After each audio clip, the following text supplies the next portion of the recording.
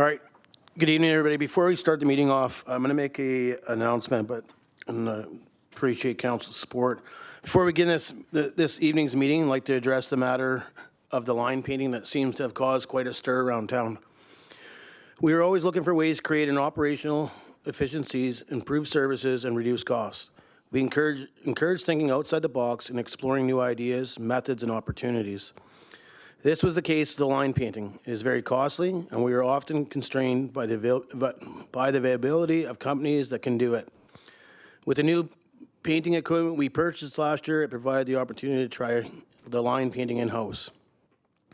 This was a trial and error process as we tried to mitigate the limitations of the painting machine with the actual conditions of the road. Painting lines of the road is significantly different than painting parking stalls or crosswalks.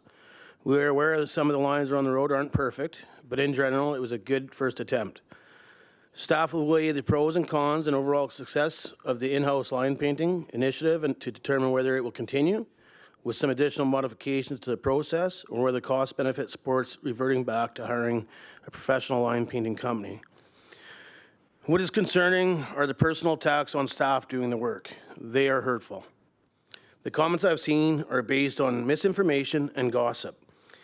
Instead of continuing to spread misinformation and disrespectful comments, I urge anyone with any questions or concerns about the district initiative project or operations to contact Town Hall.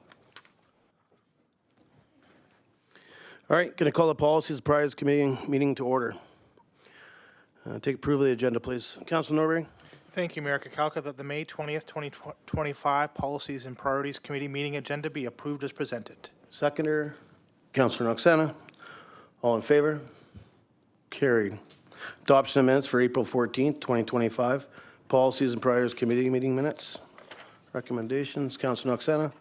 That the April 14th, 2025 Policies and Priorities Committee meeting minutes be adopted as presented. Seconder, Councillor Dussault. Any errors or omissions from council?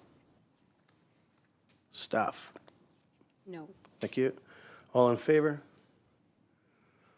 Carried. Any business arising for the minutes from council? Staff? No. Thank you. On to delegations, University of Northern British Columbia, Prince George, UNBC, Jessica Froese, master's student at the University of Northern British Columbia, and in attendance to present local youth perspectives and share insights for future community development. Welcome. Thank you. The floor is yours.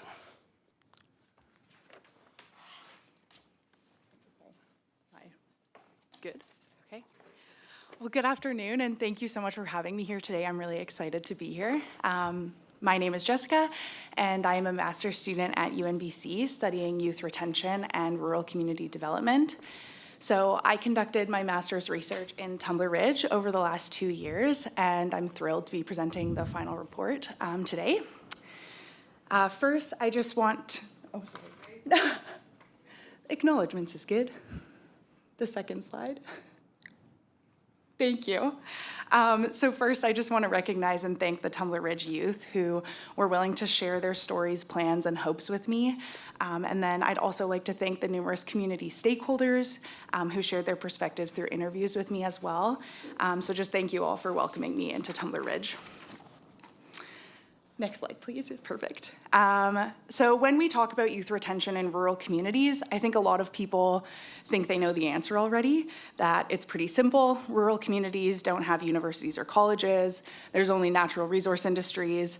So anyone who has ambition outside of that is going to leave once they graduate high school for an urban center, and there's nothing we can do. Well, this story just didn't really sit right with me, so I set off to figure out what youth in Tumbler Ridge actually wanted to do after high school, and if they wanted to leave, where they wanted to go, and why they wanted to go there.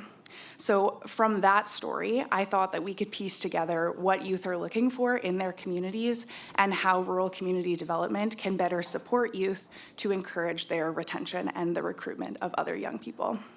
And so it turns out it's actually not so much about economic opportunities as it is about their desired lifestyles and their sense of belonging. Next slide. So the specific focus of my research was exploring senior high school students' feelings about staying, leaving, or returning to their community. My objective was to tell the story of those on the verge of making this decision, to understand the community factors that push and pull those plans. And so my goal was to amplify the voices of youth and their experiences of being a young person in Tumbler Ridge. Next slide. So there were two main phases to the research. First, a document review, and that was of academic, statistical, and municipal documents. And then second was the gathering of community perspectives, which began in April of last year. So interviews were conducted with the staff of organizations that provide programs, services, or employment to local youth, as well as TRSS teachers and staff, and SD 59 administration. So 18 interviews were conducted with 21 individuals. And then focus groups were conducted with youth between 15 to 19 years old. And so this included current high school students as well as youth who had recently graduated. And some of these youth had grown up in Tumbler Ridge and some had moved here somewhat recently. And there were 4 focus groups conducted with 13 youth. Now to jump to the results on the next slide, please. So the findings of the research in the report are organized into 4 main themes: education, employment, community, and sense of place. So I wanted to highlight education and employment because economic opportunities are often the main recommendation for rural community development, especially to recruit and retain young professionals. Community factors refer to aspects of lifestyle and community planning. And then the sense of place factors are a little more intangible. So the term sense of place refers to youth's connection to Tumbler Ridge. And so this included sense of belonging, place attachment, and community satisfaction. So the report details opportunities and challenges for each of these themes, which I didn't want to go into detail about right now. Instead, I kind of wanted to offer an overall perspective on some of the key areas. Next slide. So one of the focuses of this study was to determine the push and pull factors of Tumbler Ridge for young people to determine where the community is excelling and then what the gaps are. So these are in order of significance. So the pull factors were determined to be first, small town lifestyle, and that included aspects of rural living and family connections, the natural environment and outdoor recreation, community planning, which included things like walkability and green spaces, employment, specifically high-paying jobs, and low cost of living. And then the push factors are remoteness and lack of amenities, education, which included aspects of high school and post-secondary, a lack of economic diversification, rental housing, and lack of anonymity. And so I think the important thing to notice with these lists is that cultural, environmental, and community factors are what are pulling youth to Tumbler Ridge rather than economic factors, and that the most significant push factor isn't a lack of education and employment, but the remoteness. Next slide. So as expected, when youth were directly asked about their migration goals after high school graduation, they would name the cities that they plan to attend post-secondary or begin their careers. But when I pushed them on why they chose that school or why they chose that city is when they began to discuss those lifestyle and quality of life pieces. So education and employment opportunities are still important, but only when they fit alongside with a desired lifestyle. So I think there's a narrative that people will move for good jobs, and that can be true, but I think the nature of work has changed so much in the last decade that it's not enough for young people. So youth were more willing to fit employment within their desired lifestyle rather than the other way around. Next slide. So from this research, it was apparent that building youth's sense of place through fostering community connections is really critical. And when I compared Tumbler Ridge to kind of existing research and what the academic literature says, the community is excelling actually in a lot of ways. First thing would be linking education with local employment opportunities, and we saw that through things like the go-kart program, dual credit opportunities, and the summer jobs. Also through resident-focused infrastructure, youth really talked about the walkability and all the recreation infrastructure around town, as well as the promotion of the natural environment and outdoor recreation. However, we found that the majority of these initiatives tended to target kind of one main demographic, and that was youth that are really interested in that like outdoor recreation, natural resources, and kind of fit that rural northern lifestyle. So youth who expressed a lot more interest in the arts or technology or who self-identified as a minority tended to feel less engaged by the community. And those were the youth who kind of expressed a desire to move to urban centers and not return to Tumbler Ridge. Next slide. So the economic and community development of Tumbler Ridge is very strong. Youth did speak very highly about community planning and infrastructure, but there were a few key gaps identified as well. So rental housing availability and affordability came up as an ongoing issue for youth who are looking to move out. And the lack of high-speed internet came up a lot as well. I know that the Economic Development Office has shared that there's a lot of efforts to address these issues currently going on, but progress is slow due to challenges with jurisdiction and resources. Next slide. So, based on this study, I tried to come up with some recommendations. So I came up with 6 for the district and town council that I'd like to share. So first is to increase the capacity of youth service providers. So physical recreation opportunities are really plentiful, but as I said, youth with other interests felt less engaged. So we thought to facilitate further youth program development in underserviced areas, the capacity and resources of those organizations need to be increased, and partnerships need to be fostered. Next is to develop a resident recruitment plan. We thought this could provide a clear and focused path forward for long-term community development. Third was to develop youth representative positions, specifically a youth counselor position, which I know has been done before, just to provide an opportunity for youth to engage with the community, and research has shown that it fosters a strong local sense of place. Next was to increase existing youth recreational infrastructure.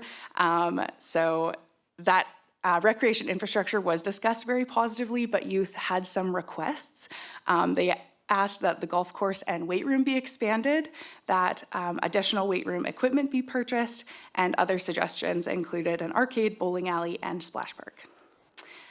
Next was to focus on the information and communication technology, which is not the responsibility of the municipality, but the lack of high-speed internet and poor cellular reception is impacting local economic development, so continuing to pressure the provincial government and providers is important for the recruitment and retention of young people.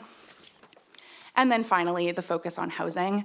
Again, the lack of availability and affordability really challenges their ability to move out and then stay in the community.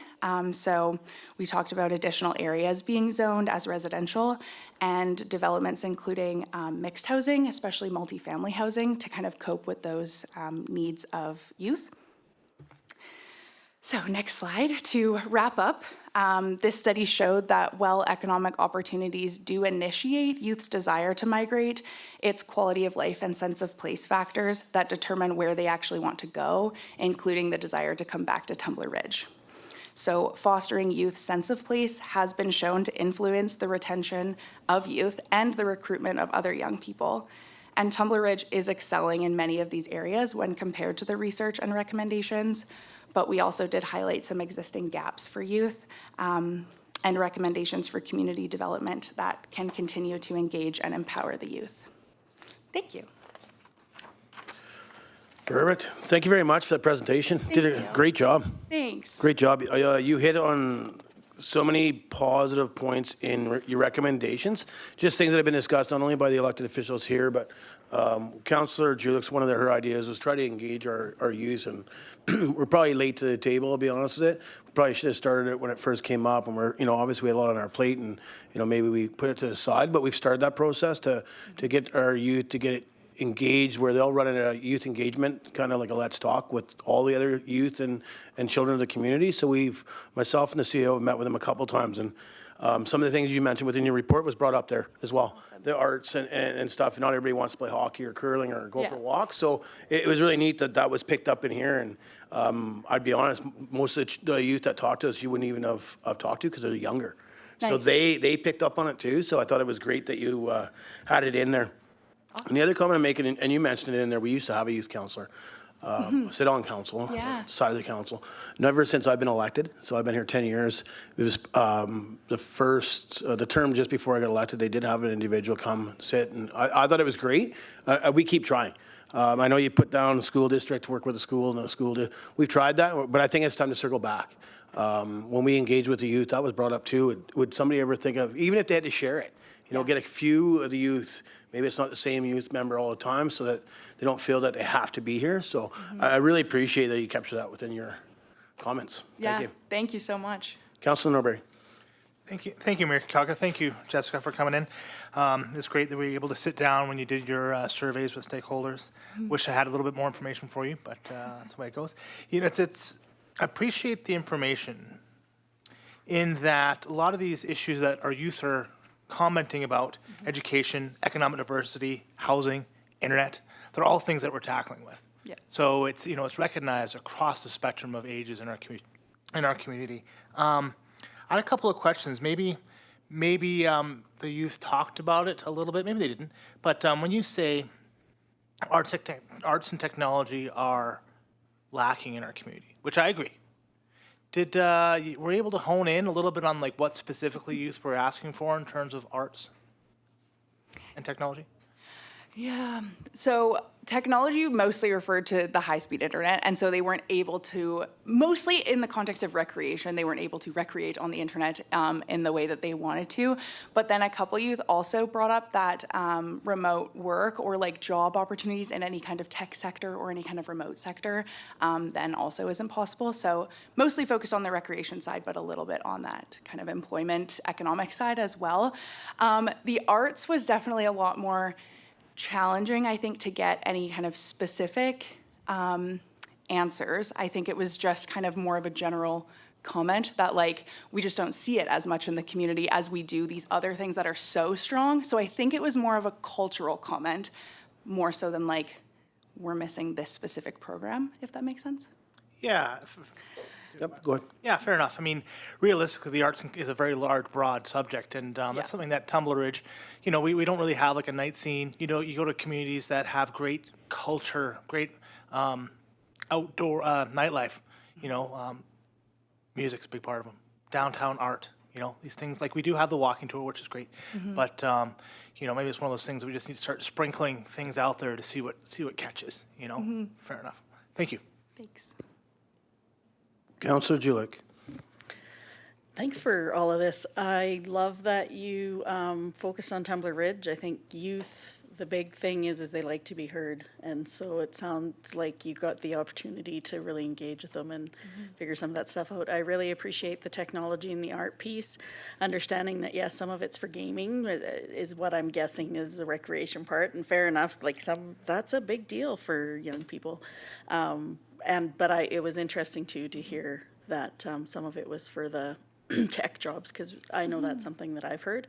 The art piece, I'm really glad you brought up, because I've talked to another artist in town, and that was one of the things that they were feeling, and we hadn't been able to get to a point, but they felt like there wasn't a lot of art programs necessarily in the community that would engage the youth and pull the youth in. And so whether that be we have some beautiful painted art around the community and stuff like that, but to hear that again, to maybe have something continual to catch those kids, because maybe that's the thing that gets them in the door, you know. I know when I worked at the library, there was a pretty good set of kids that come in because there was something they could do there. So it's that trying to find that square peg or whatever that is. So thank you for all your hard work. This works really well within, like Mayor Kakauka talked about, as we try to engage the youth and figure out what it is we can invest some dollars in. So thanks for choosing Tumbler Ridge and doing such a great job. Thanks. Councillor Hoffman. Thank you, Mayor. And thank you, Jessica. I really do appreciate the report. I also agree that you did a really good job. So I apologize if I'm putting you on the spot with some of the questions that I have. I was looking at your employment goals, the breakdown that you were talking about, and I understand your sample size is limited, small town, small number of kids. Yeah. Is there any comparison information, either small town or not, for what kids are looking at nowadays? I'm just wondering if this is sort of typical for the North or typical in general. Just as a comparison, I can tell you where my thought is going. when you're talking about recruitment and retention, I think recruitment going the other way as well. If you're talking about like recruiting people from Prince George, the youth from Prince George who grew up with it, like maybe you want to try life in the smaller town type idea. And I don't imagine, well, maybe Prince George does, but a third interested in industrial trades is not typical, I'm imagining, but maybe I'm wrong. So was there any comparative information that you had when you started your study? Yeah, that's a really good question. And I mean, one of the limitations of doing a single case study is that I went really deep in one community and nothing anywhere else, really. So I can only really speak anecdotally. But I think that I can't speak to the specific kind of breakdown of their specific goals, but I think the overall kind of perspective on employment has shifted with kind of the younger generation where jobs are important and a good job is important, but what qualifies as a good job I think is very different.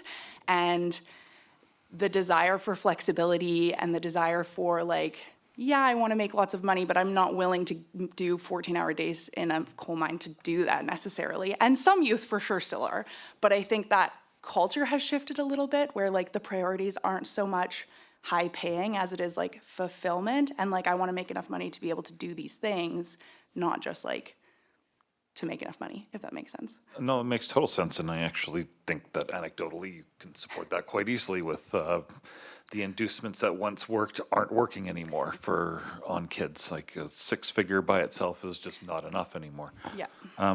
The other thought I had is I think there's things going on in town that the youth aren't aware of, that there are people doing jobs in town that may not be district, coal mine, or others. I don't know if it was brought up at all, but would they be interested in hearing from those people? Is an opportunity to there's some cooler things than you realize, and there's possibility to do things here that you didn't realize before. Yeah. I don't know if that came up at all. Yeah, I think for sure. I put, I think I had it worded as perceptions of local economic diversification or opportunities in there because it is definitely not necessarily true, the kind of perspectives that youth had shared, but it is kind of this strong perception. And I think that spreads really easily among youth that there's nothing here besides these things, the end. And everybody, I shouldn't say everybody, but a lot of youth just kind of went with that narrative. I do know that I talked to a few TRSS teachers, and I believe it's Jessica Hardy who's been bringing in a bunch of just different people doing different things to come in and speak to her class and say maybe you never thought about this kind of job before, but this is totally something that you could do. And so I think that there's definitely a place for exposure. I think when you grow up in a small town and you're young, and so it's easy to see the coal miners coming into town, it's easy to see the district, those are very visible in town, and so many other jobs are invisible, and so I think there's definitely a place. I automatically think of the high school as the place where you could introduce that, in the careers classes.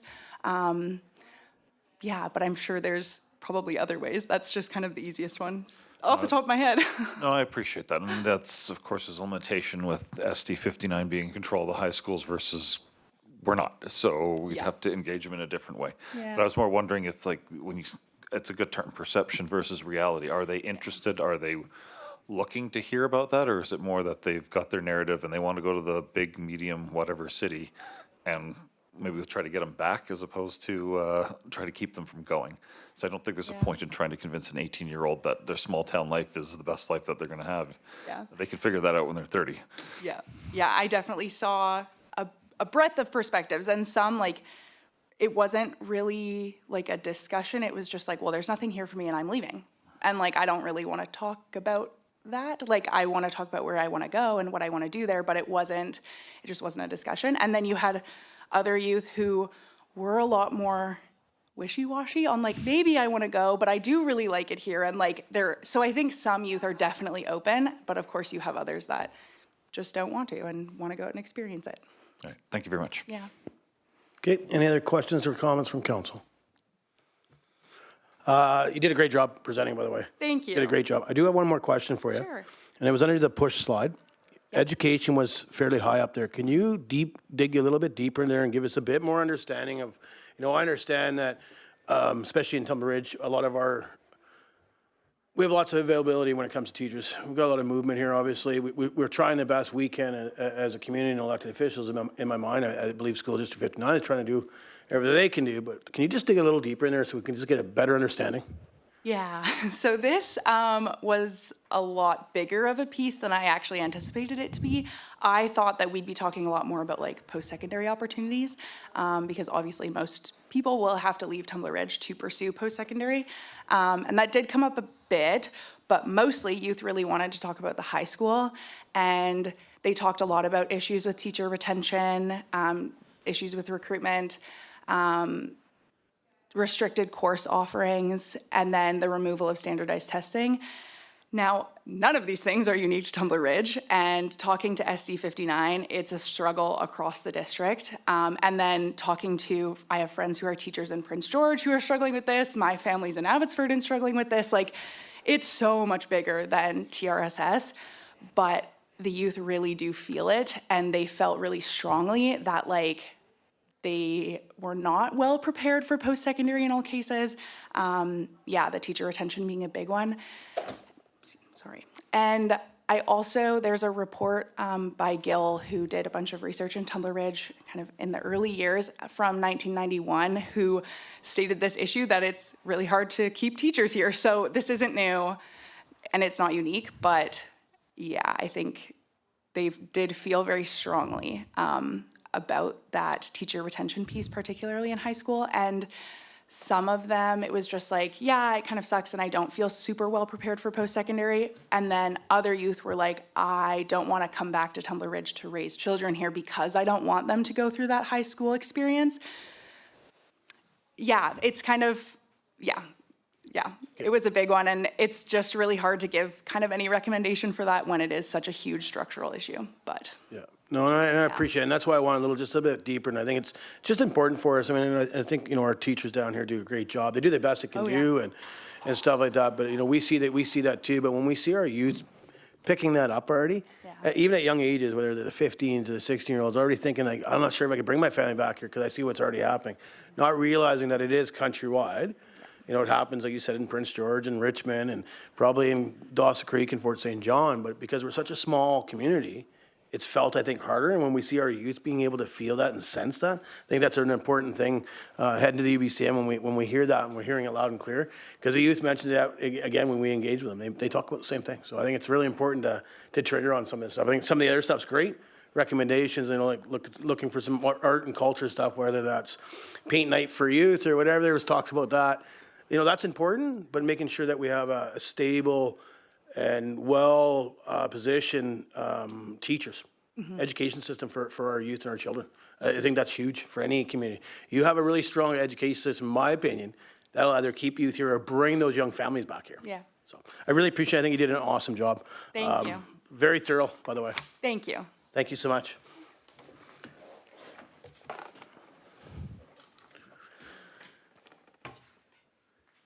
Okay, moving on to reports, TR 38 land sale policy review. Report dated May 20th, 2025 from the Director of Economic and Community Development regarding TR-38 land sale policy review. Recommendations, Councillor Julik. One at a time. Yeah, please. That all properties listed for sale be reviewed annually by a qualified appraiser following the release of BC assessment values, and that individual appraisals be commissioned where assessed values do not reflect fair market value. Seconder, Councillor Norbury, discussion. Councillor Julik. So I'm just wondering what the general cost would be to that. And I know it'd have to be ballpark because you never know from year to year what that looks like. But I'm assuming staff feels that the difference, that the cost of it would be beneficial. Yeah, Ms. Scott. The intention is to not have every property appraised every year. It would be the ones that are not, that there is a significant difference between the previous appraisal and the assessment. As to what that potential cost would be, I don't know, but the Director of Economic and Community Development is here, and I know she works directly with the appraiser and might be able to give a ballpark estimate. Thank you, Ms. Scott, and hello, Mayor and Council. It would be significantly less than doing the appraisals ad hoc as we kind of have been right now. We have around 12 to 14 properties.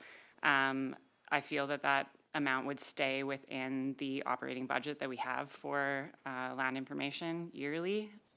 So I don't have an exact number, but. Yep, thank you. Any other questions? And I mean, that would only, determine if the property UBC assessment makes a big jump or down decrease, so. Okay, can I call the question? All in favor? Carried. Second recommendation, Councillor Noxana. The council will only consider offers at or above the assessed value for district-owned land, and that staff will inform prospective purchasers that the assessed value is the set price and not subject to negotiation, except in cases where the purchaser is a registered nonprofit organization or the proposal clearly supports the provision of a community benefit or service as determined by council. Seconder, Councillor Norbury. Discussion? Call the question. All in favor? Carried. Third recommendation, Councillor Norbury. That all references to staff or council negotiating land sale pricing or terms with prospective purchasers be removed from the policy. Seconder, Councillor Noxana. Discussion? Call the question. All in favor? Carried. Fourth, Councillor Dussault. That language be added to confirm that in accordance with Section 24 of the Community Charter, public notice of assistance will be issued for any proposed sale below assessed value to a business entity. Seconder, Councillor Noxana. Discussion? Councillor Hoffman. I'm not sure the purpose of this if we're not going to even look at offers for below assessed value. Yeah, I think it tiers unless it's the one above it, previous ones. But I'll get clarity. It would be from number two, for number two. It says a business entity, that's why I was Yeah. thinking it wasn't a nonprofit or anything like that. Yeah, that would be another proposed clearly supports the provisions of community benefit or service as determined by council. Could be a business. Okay, fair enough. But I can get clarity. Mrs. Scott? No, that's correct. Good? Okay. Any more discussion? Call the question. All in favor? Carried. Fifth recommendation, Councillor Noxana. That references to posting appraised or assessed values on physical signage be removed with direction that property signage will identify the parcel only and that the current pricing and details be maintained on the district's website. Seconder, Councillor Julik. Discussion. Good idea. Comment. Call the question. All in favor? Carried. Sixth recommendation, Councillor Julik. That the roles of staff be clearly defined as administrative only, responsible for coordinating listings, receiving offers, and preparing reports for council without engaging in price setting or negotiation. Seconder, Councillor Hoffman. Discussion. Call the question. All in favor? Carried. Next recommendation, Councillor Dussault. That newly acquired district properties, including those obtained through tax sale or other means, require a council resolution to either add the property to the district's lands for sale inventory or retain the property for other municipal purposes. Seconder, Councillor Julik. Discussion. Councillor Hoffman. I just was hoping for a bit of clarity on what that looks like. Like if there's a certain amount that's owed, could we sell the property for that amount, or does it still have to be the assessed value in these sorts of cases? I believe it's the assessed. At this point, we're not even asking for that. We just want council to, and when council acquires a property, is it going to be for sale or is it not? Just so that there's no ambiguity in what lands are for sale or aren't for sale. Okay. Good? Yep, thank you. Any other discussion? Call the question. All in favor? Carried. Councillor Norbury. That any changes to the sales status of a district-owned property, e.g. moving a property to reserve, releasing a reserved property, or adjusting the listed price, be posted to the district website as soon as possible to maintain transparency. Seconder, Councillor Dussault. Discussion. Call the question. All in favor? Carried. Next recommendation, Councillor Julik. That council may designate any property as reserved, and that reserved property will not be available for sale until such time as council directs it to be removed from reserve. Seconder, Councillor Noxana. Discussion? Call the question. All in favor? Carried. Last recommendation, Councillor Hoffman. Oh, was it? I just pushed a button, sorry. Wow.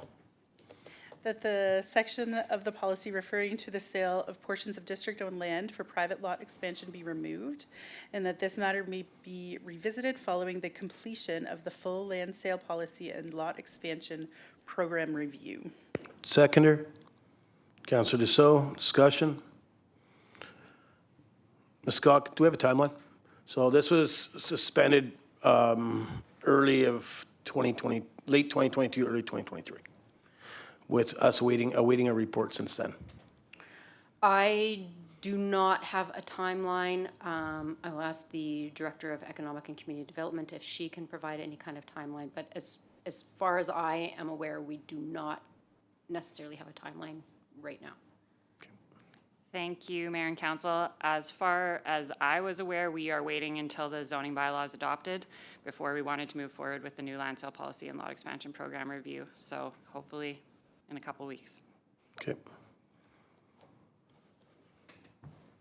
Any other discussion? Call the question. All in favor? Carried. Ms. Scott, do you need a motion for that to be put on our list so it doesn't get lost? To add back to the follow-up action list,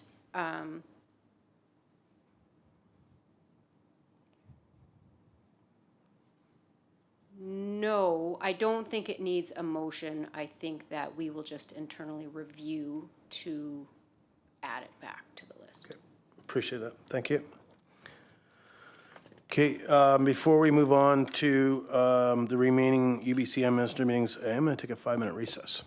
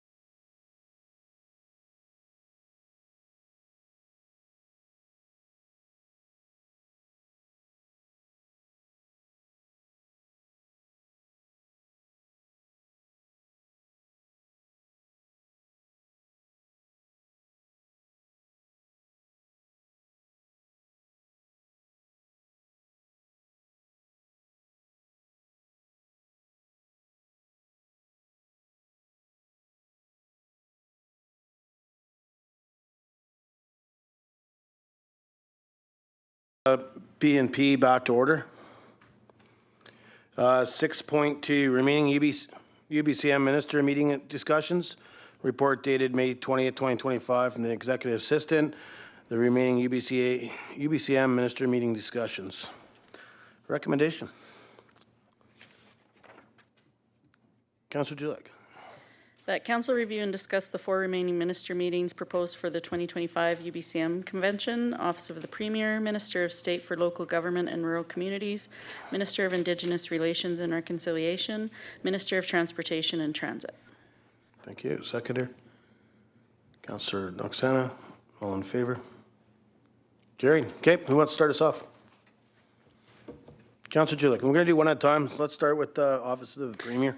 Okay, so the Office of the Premier, this won't be effective for, but I just wanted to mention again about maybe reaching out to our local folks before we go. Like, I know that we're putting in meeting requests and stuff like that, but like, we might not be aware, for example, Minister of Transportation and Transit, like maybe Argo has an ask that we could help advocate for them, because it might not be something that's on our radar. So I don't know how that would work. Like, I'd be willing to pick up the phone and say, hey, I'm from Tumbler Ridge and we're going to be going to UBCM, and you know, we did get a meeting with these guys. Is there something that you've been asking for a while that we could maybe help advocate for?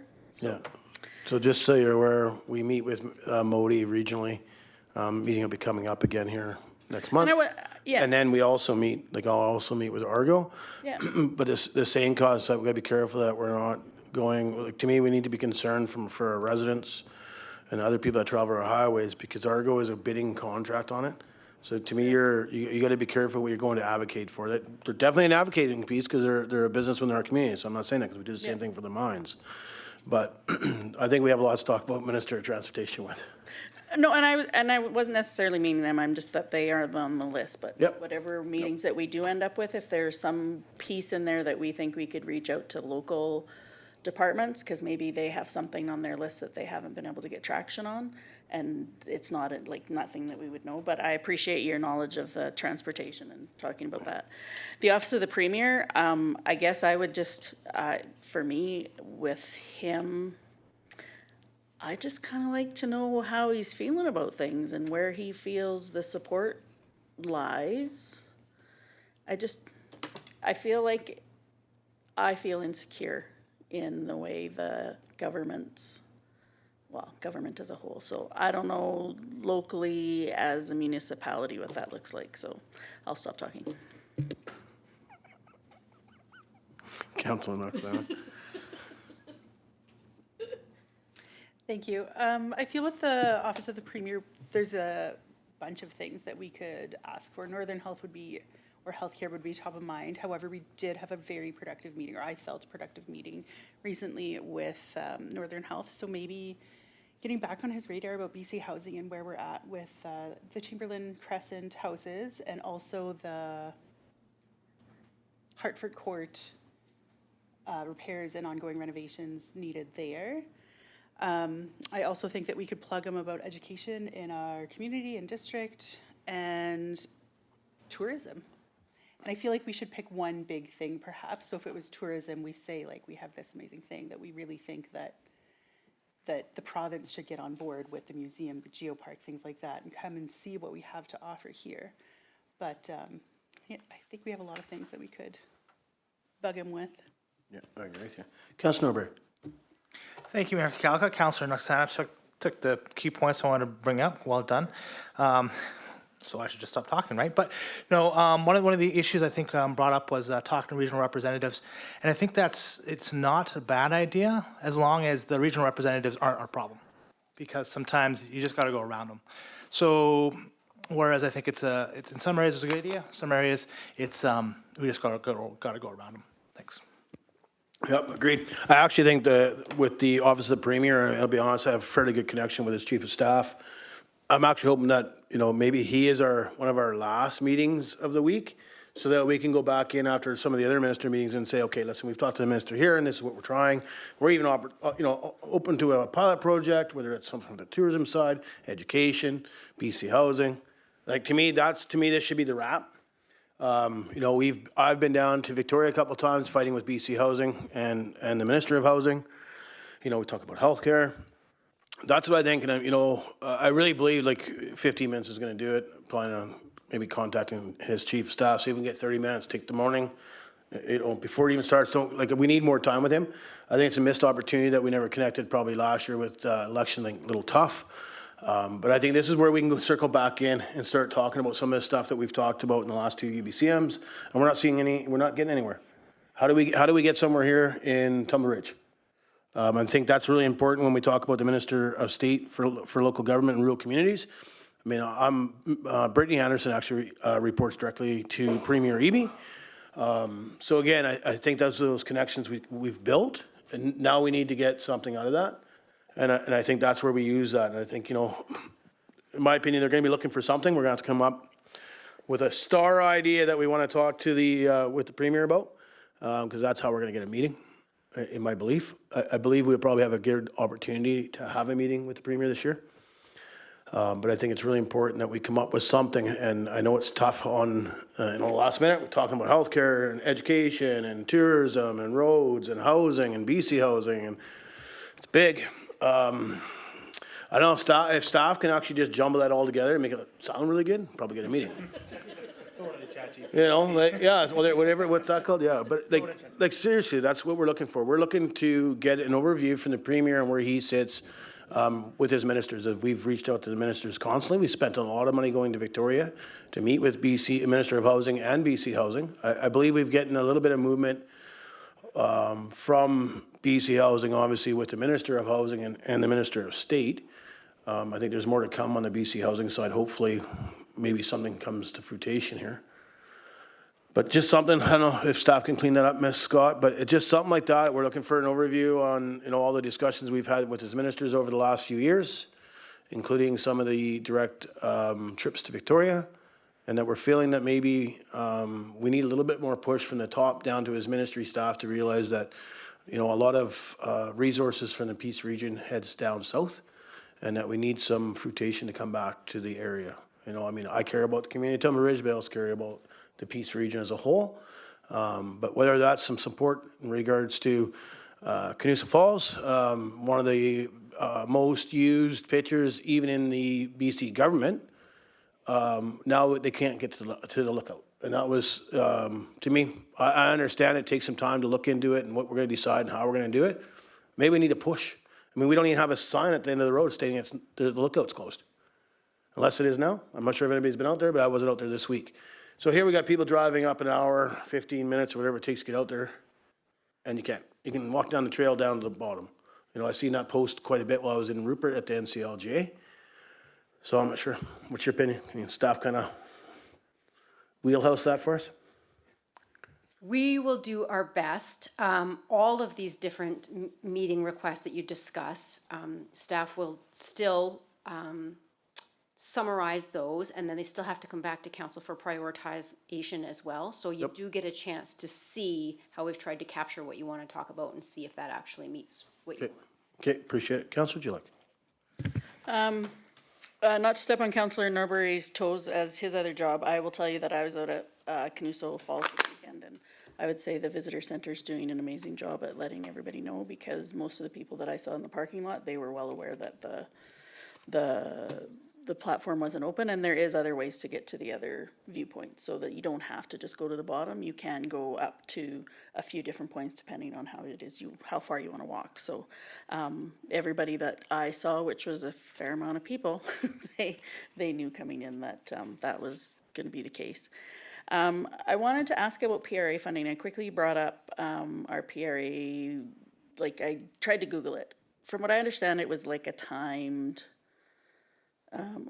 signed in 2015. It's a 20-year agreement, so we got tons of time. That was the other thing I was thinking of, like what kind of big chunk of money are we getting that maybe we aren't going to continue to get, but that's still there. So I agree with you. If we could get it at the end, then we could really hone in on what the big thing would be to talk about.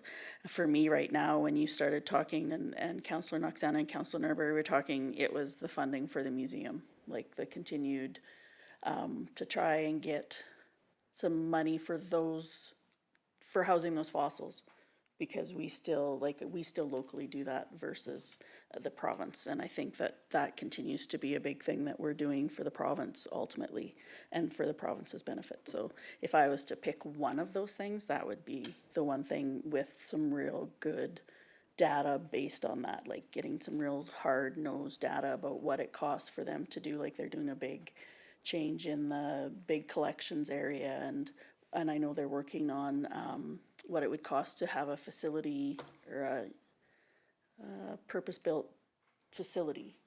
So I just think we could have some really good ideas going in to that meeting around that. But I agree, if we could get it at the end of the whole dealio, we'd have a way better idea. So thanks for your points. Thank you. Councillor Knox. Thank you. I like the idea of bringing forward the museum and the need for a purpose-built facility to house fossils. And we can even bring a fossil again, perhaps, if the museum liaison is able to connect with the museum to borrow one for the week. And also, that's another way to push our tourism. Come and see what we have here. It's amazing. And, you know, this is what we need, a way to connect two things. And then when he comes here, we can give him the other laundry list of things that we've got a need for. Yep, agree. I'll be honest, obviously we didn't do anything last year with it being an election year. Nobody knows who was going to be elected. But no different than what we did in 2023. I think we'll come up with some request letters that we're inviting certain people up. I mean, I'm sure you can invite them all, but I think the ones that are priority, I think we should have them, please come up and see Tumbler Ridge. And, I know that we'll probably see some of that maybe this time, now that it's not an election year. I'll pretend that's what their excuse was. But I think, we need it. And I'll be honest with you, I don't think it's just a museum in regards to a purposely built building or for fossil management. We have healthcare, we have education. Those are really staple items that keep a community open. We don't have education, we don't have healthcare, we don't have community. A museum's important, don't get me wrong, but really and truly, that's like turning on the water or turning off the water. We take that health center out of the community or don't have it open, we don't have a community. So to me, we really need to make sure we're focused when if we get this meeting, and hopefully we can try to, as staff puts their stuff in. I mean, obviously I have some pretty good connections. I think this council and previous councils have built some really good rapport with ministry staff that maybe we can ask them to try to slide schedules too. So we'll try our best. You'd be surprised how many times we've had meetings on the go with the connections we've made, whether that's throwing a meeting together for to meet with the PRD board or not. It happens. So, okay, I think we're good with the Premier, Minister of State. Councillor Knox. Thank you. I feel like most of the things that we would talk to the Premier about, we could also talk to the Minister of State, really pushing that BC housing, Northern Health, Education, Tourism piece there as well. The roads, everything. Yeah, anything from anybody else? Yeah, and I mean that's her mandate. Like, to be honest, that's what her mandate letter states. Again, I think she's an important person to see if she'd come to the community. She's definitely supported the district of Tumbler Ridge already within her role as a ministry, working with staff in regards to BC Housing and not getting connected with BC Housing. It happened pretty quick after Minister of State was circled in. Okay, we'll do more or less the same thing. Ms. Scott? Just more or less the same concept, I think. Yep. Thank you. Minister of Indigenous Relations and Reconciliation.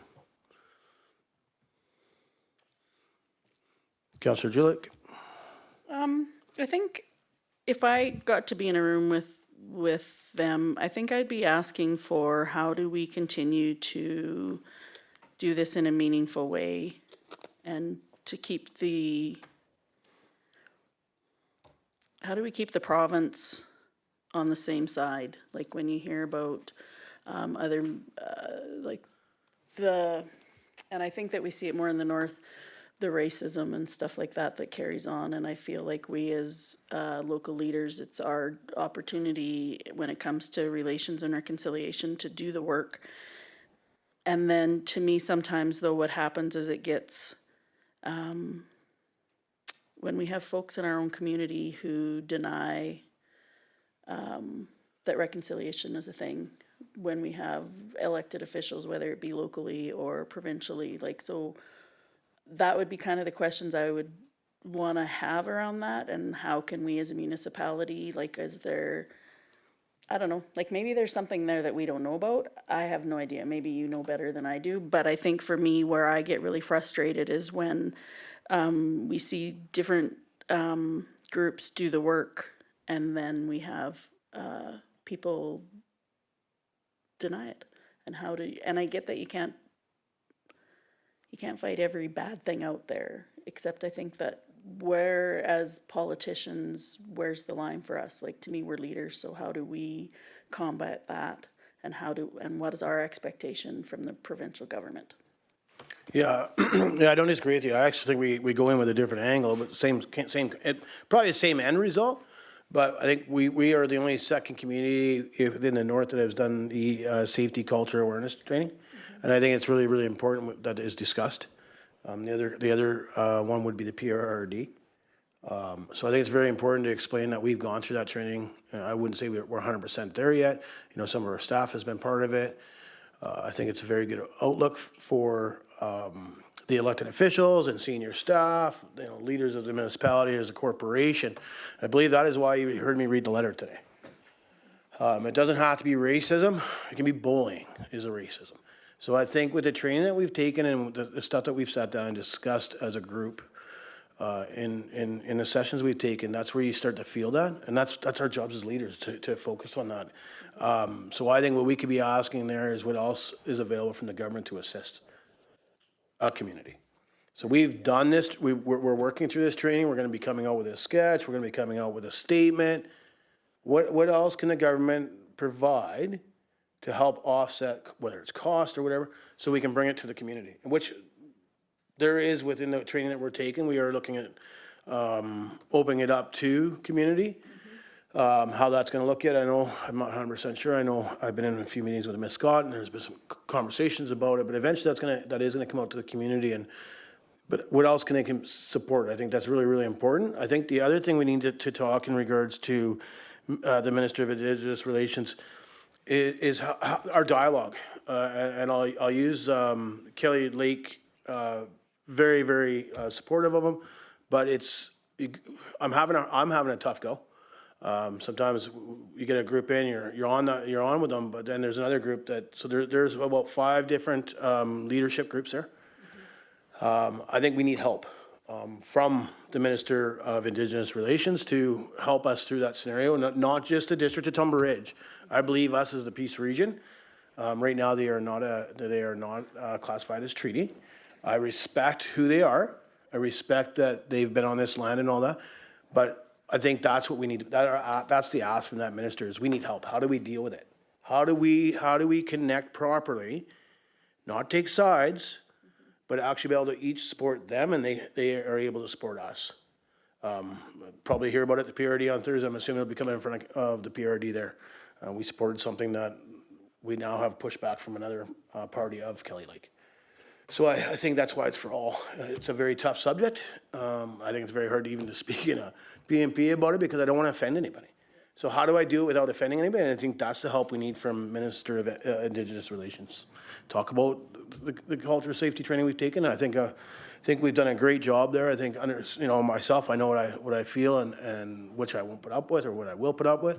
But also we need some more leadership from government to help us work through the concept with Kelly Lake. And whether that's them involving Canada's MP of Indigenous Relations, because they're all involved.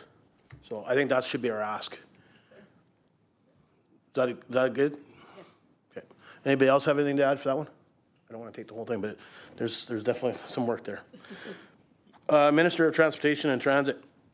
Before I go to anybody, I think we should be talking. Sorry, Nicole. We need to talk. I've heard it loud and clear. We've had some great discussions about it, and I think we need to try and dialogue that pilot project. Whether it's whether it's a bus or a half bus or a 15-passenger van, it's twice a week or it's 3 times a week or whatever. See how it works, but we need it classified as a pilot project, so they're not committed to it. But we can try it out for a year or 6 months, whatever we can get to see if there's actually, we have people asking for it. I know I've heard it loud and clear from families and seniors, youth, what it looks like, how can we make it work? That would be one of the asks. And I know the other one would be our highways. which hopefully we'll have some more information for council when we meet with the regional MODI. Seems like we get more out of regional MODI than the Minister of Transportation, which is sad. But those are the staff. The staff's the one that does the work, makes the minister look good, just like ours. Our staff does the work and makes us look good. That's what I believe in. I mean, I never realized it at the beginning to reach out to regional. We always went directly to a minister. And man, we've got way more from the regional staff members than I ever thought. We always go to the minister. So, Councillor Oksana. Thank you. I would agree about transit. BC Transit offers a bus between Terrace, I was just on the West Coast, so between Terrace and Kitimat, 3 times a day, return for $4. I recognize that's probably subsidized by the regional district, the municipality of Terrace, probably the district of Kitimat, things like that. But we need BC Transit or something similar in our region. It means the difference between youth being able, or parents being able to take youth to appointments or bigger centers for travel or so many other things. And I don't think the trip needs to cost $4, but seeing how accessible transit is in communities like that compared to Tumbler Ridge is shocking. Thank you. Councillor Gillick. Yeah, and to build on what Councillor Oksana said, we just had somebody in here telling us about part of the challenges for youth staying in this community is directly around that. Like if they had a bus that they could get on and go to a dual credit program, or they could get on the bus and go to Northern Lights College or anything like that. You know, we're really lucky in our community that we're pretty Facebook oriented, and lots of folks will put their, hey, I'm going to such and such, anybody got a ride? But it's not always the safest way to go about it either. So I think that we've definitely proven that there's the ability. They don't have any other, the other argument I would have while they're making up notes is that we don't have any local government offices here in town. Like there's not a Work BC, there's not any of those BC offices. I know they can't do anything about feds, but I think that makes a good argument. And maybe it's a round trip to Chetwynd with Chetwynd. I don't know. That seems like really long, but it sure be nice if, like you said, a pilot program, and we could look at some different options with them. Yep, thank you. Councillor Norbury. Thank you, Mayor Kakalka. Your suggestion, you know, it's very good. I think we have a lot of thoughts and ideas behind it, something we've always thought about. I fully agree. I know living down in the Lower Mainland, you could use BC Transit to get pretty far. I remember I was living in Kelowna, and you can get 300-400 kilometers away just by using the intercity systems. And I know, talking to a lot of people here, with access to, say, like the Northern Health bus or the like the other transit systems, you know, accessing them. There we go, health connections. People can't even, it's hard for them to get to, say, Chetwynd, Dawson, to even catch those other bus systems. And I think it's another lens there we could use for that. Thanks. Thank you. Councillor Oksana and then Councillor Hoffman. I have another point for BC the Minister of Transportation. So if anybody else has a busing It's the same one. on a different thought, though, is advocating for paving between Kelly Lake and the rest of BC. And that could go back to the Minister for Indigenous Relations and Reconciliation. But this is a community of several hundred people that have to basically go mud bogging for part of the year to connect with the rest of the province they live in. Alternatively, a lot of people do go into Alberta for services, but they're part of our province, they're part of our communities. They should be recognized as that with, at minimum, a paved road. This is also something that through the health meetings, that's been identified as a barrier for people accessing care or healthcare providers being able to be in that community. Thank you for that. Councillor Hoffman. Thank you, Mayor. Just building on Councillor Julick. I mean, the services, we can't control federal, but we could talk to the local offices and say, can we have a couple of reserved for Tumbler times a week that we could tell the residents that, okay, we got buses on this day and this day, we have these hours. And that can extend to the dentist, it can extend to the hospital. I think just if we can get it, I think we can build on it with a whole lot of local interaction and everybody sort of understanding what the time is. I mean, we can get delivery service to Tumbler Ridge. I don't know why we can't get people the other direction. So I think it's bigger than just getting a bus. I think it's like building a system around the transportation that we can have. And I think there will be the support there, both locally, provincially, and federally to do that. And I don't think it'd be a lot of work, but I think it could be built on quite easily, and that could be part of the sales pitch as well. Thank you. Thank you. Councillor Norbury? Thank you, Mayor Cook. I just wanted to touch on the Kelly Lake paving. I think it's important that we reach out to Kelly Lake before we advocate on their behalf, just because I know whenever you're advocating for another group or organization, it's always best to make sure we're not taking over their fight or taking over their point. Yes, we want to advocate, but as an ally versus taking over a cause that may be theirs or not. So, yeah, thanks. Thanks for that. I was about to say the same thing, but I was going to let you speak first.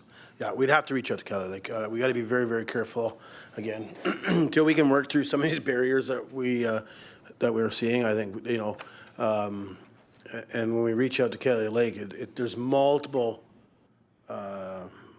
groups. So again, that's just a very hard one to me this year to take and ask about. Even to me, trying to get letters to Kelly Lake and asking them what their opinions are. There's about 5 or 6 different groups. If 2 support and 4 don't, or 4 do and 2 don't, do we go with it? That would be my only concern. Right now, it is. I'm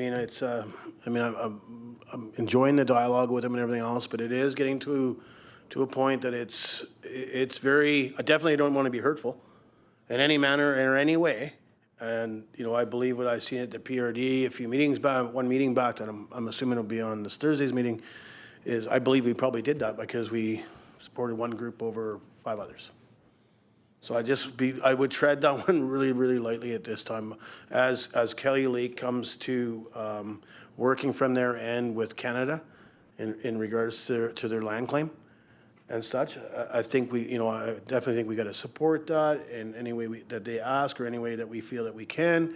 And I think that's where we bring in, and don't get me wrong, Councillor Knoxana, if we meet with our Minister of Indigenous first, and they give us some in-depth information where that would not be wrong, and this, I think we could bring it up then.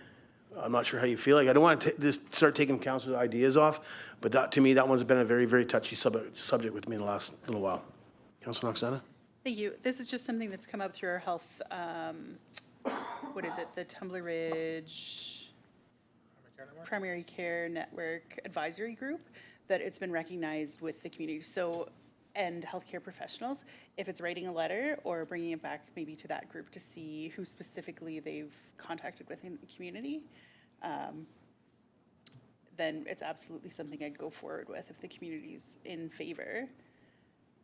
But we can bring it back to that meeting and get specifics. Okay, and I appreciate it. But again, I'm just going to make note that there's 6 communities. So just want to make sure that's clear. So it's just a tough one.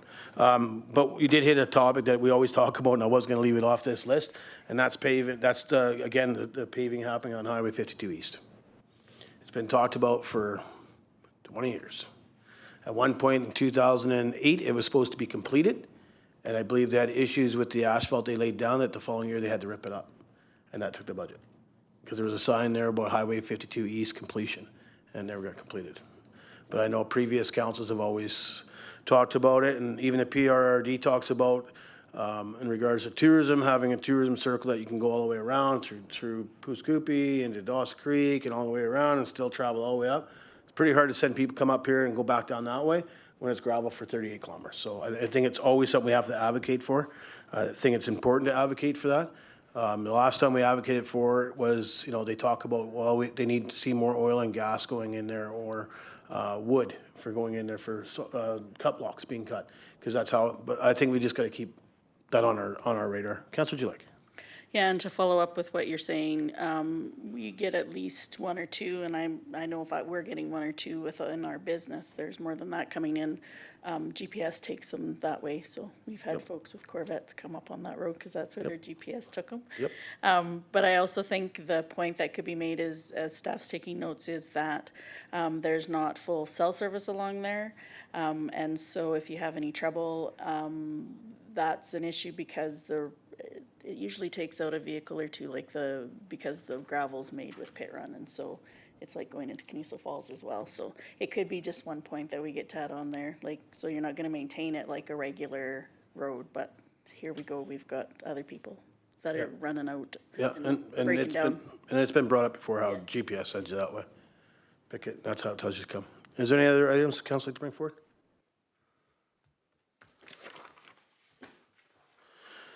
Okay, moving on to upcoming July 2025 council events. Report dated May 20th, 2025. From the Executive Assistant to Mayor, Council, and CEO regarding upcoming July 2025 council events, West Mo Days, Pemmican Days, and TR Medical Conference. Recommendation, please. Councilor Knox-Allen. The council receives this report for discussion. Seconder, Councilor Dussault. All in favor? Carried. All right, Councilor Knox-Allen, did you want to start? I was just going to say that I'm available for the TR Medical Conference. I'm not sure if you want specifics on what days people want to be at what things, or just that we reach out to staff maybe with what we're able to attend and when. Yeah, I would, Ms. Scott. I just want to get confirmation, I imagine. We're just looking for people that want to go, or who's going to go. And then staff you can talk with Ms. Scott and work through the scheduling and go from there. And if Ms. Scott's busy, I think you can email me and I will forward it to staff. Ms. Scott? In regards to the TR Medical Conference, yes, because there's no expenses related to that one. Yep, yep. And then the other ones, it's pretty much, it's so we can forward it to a regular meeting so we can get approval for travel for West Mo Days and Pemmican Days. Councilor Norbury? Thank you, Mayor Kalki. I'll be in attendance for the medical conference feast, and I would also like to attend Pemmican Days and West Mo Days. Okay. Thanks.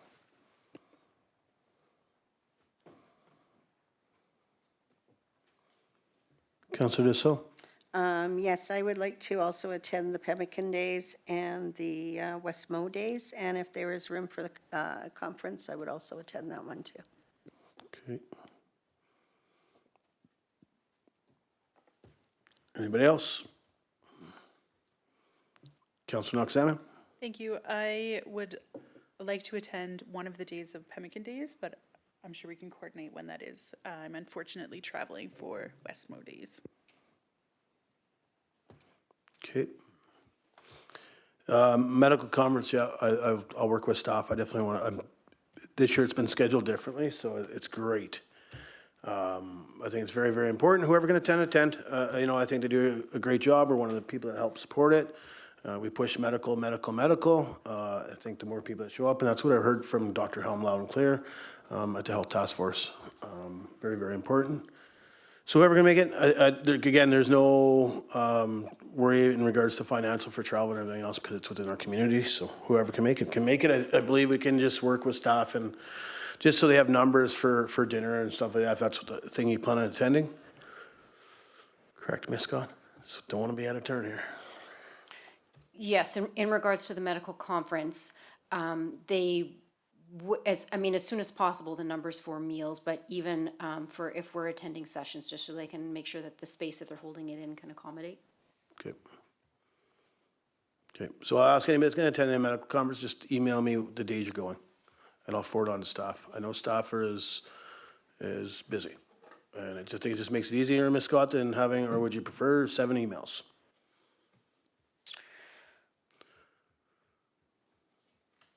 I would almost prefer 7 emails so I know who I've heard from and who I haven't, and enough. who we need to reach out to. Okay, then do it that way to Ms. Scott. Okay, anybody else for Pemmican Days or West Mo Days? Okay, I'll be attending. I'm not sure, again, which days or not. So again, I understand that staff is trying to put this in front of us so that travel can be acquired. I am not worried about my travel. It can be submitted after the fact. I may only be able to participate 1 day or 2 days. I'm not sure yet. I'm just gonna work through it with my schedule. Because I think I can go the 10th and the 13th, but I can't do the 12th for Pemmican Days. So if that's all right with Ms. Scott, if that's all right with you, that we can do it that way. It's up to each counselor to come in and deal with we can get it forward to approve travel for the 3 individuals for West Mo Days and 4 people for travel for Pemmican Days. Yes, as long as there is approval from council for that travel. At the next upcoming meeting. Okay. Okay, anything else from council on that? Oh, sorry, Councilor Norbury. Thank you, Mayor. Yeah, I would echo the mayor's sentiments, just because, I mean, it's easy to say yes, and sometimes last-minute things come up. It's hard to say exactly. Yeah, I'd prefer to put an expense after the fact versus, you know, get a check up front, like, oh, wait a second, I can only go one day because something happens, right? So, yeah, thanks. Thank you. Okay, moving on to Admin 41, Field and Ball Diamond Bookings Policy Review. Recommendation, please. Councillor Julik. That admin 41 field and ball diamond bookings policy be forwarded for a regular council meeting for amendments as presented. Seconder, Councillor Noxana. Discussion? Councillor Julik.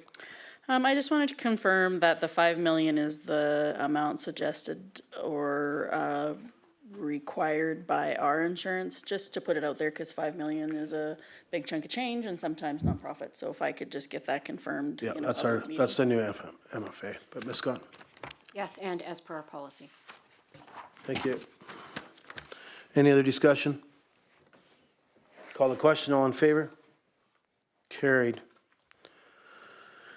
Admin 25, complimentary passes policy review. Report dated May 20th, 2025 from Director of Corporate Services regarding Admin 25, complimentary passes review, policy review.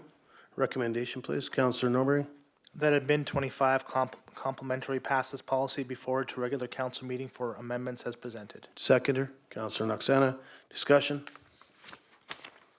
Ms. Scott, if I may ask, I understand on reading through it in regards to passes, donating passes or such in regards to if people have had a bad experience or this or that. Are our passes also tracked for pumpkin patch, Christmas giveaways? Because it stated even in the previous policy that Director of Community Services had to sign off on all that. So I'm aware that we use those quite frequently for pumpkin patch, for prizes. Are we tracking those? That department internally keeps track to make sure that they are not exceeding their $500 per year limit. Okay, perfect, thank you. Any other discussion? Call the question, all in favor? Carried. Consumer Resources, agency referral letter, Quintet Restart, correspondence dated May 7th, 2025 from Lisa Risvold, Vice President of Indigenous Community Affairs, regarding agency referral letter, Quintet Restart. Recommendation. Councillor Noxana. That the Conuma Resources Agency referral letter Quintet Restart be received for discussion. Seconder. Councillor Julik. All in favor? Sorry. Carried. Councillor Noxana. Thank you. I have no major comments on this. Just noting that if anybody did have any major feedback, we only have a couple of weeks to get that in. Yep, thank you. Anything from anybody else? And that's why, I'll be honest, that's why staff put it in as soon as we could. When we received it, we bumped it into this agenda. Councillor Julik. So it's generally just for if you had some concerns, not, it's not an area where you would send in a letter of support. No, it's if you have concerns, but Ms. Scott, maybe I'm wrong. The way I read it, it's if, and I've been through the whole thing, so. Yes, it would be our chance, if we had an issue or an area of concern, that we would let the province know. Yeah, and this is open everywhere. It's on multiple pages and stuff like that for our residents and other industry, First Nations, all that. Other communities can put in their comments, so this is one of the last steps. Okay. Nothing else from council? Ms. Scott, I know we don't normally do it, but I think we got into a habit. Is there any email questions into you? There's still another item on the agenda, What am I missing? the healthcare task. Well, how about I don't have it? We're done.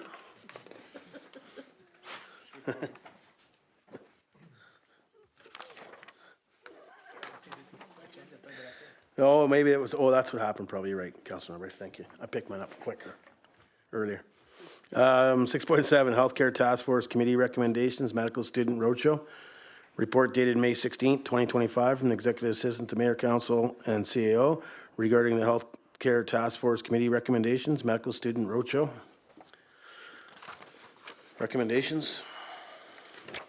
Councilor Norbury, Thank you, Mayor, that council receives this report for discussion. seconder. Councilor Noxana, all in favor? Opposed? Carried. Councilor Norbury?